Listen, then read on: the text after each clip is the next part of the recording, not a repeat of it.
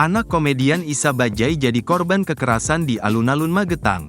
Kabar kurang menyenangkan datang dari komedian Isa Bajaj yang mengabarkan jika anak perempuannya yang berusia 5 tahun diduga jadi korban kekerasan. Pelaku yang diduga melakukan kekerasan terhadap anak Isa Bajaj adalah seorang pria tak dikenal. Peristiwa dugaan kekerasan itu terjadi di alun-alun Magetan, Jawa Timur pada Kamis, tanggal 18 April tahun 2024.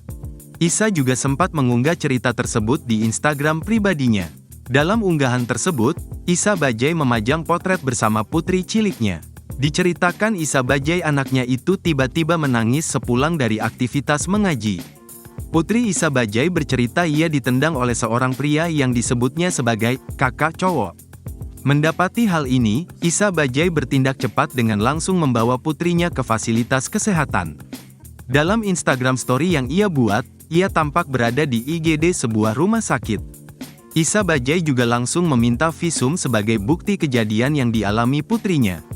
Awalnya, Isa Bajaj menyeret nama tim basket yang kebetulan sedang berlatih di area alun-alun Magetan.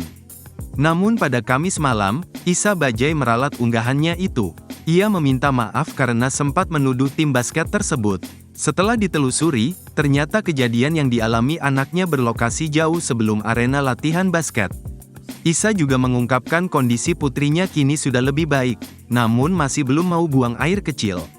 Sang putri akan merasa kesakitan setiap mau pipis. Kasus ini sontak menarik perhatian netizen, termasuk dari sesama artis. Sejumlah artis mendoakan agar kasus yang menimpa anak Isa Bajaj segera tertangani. Download Tribun X sekarang, menghadirkan lokal menjadi Indonesia.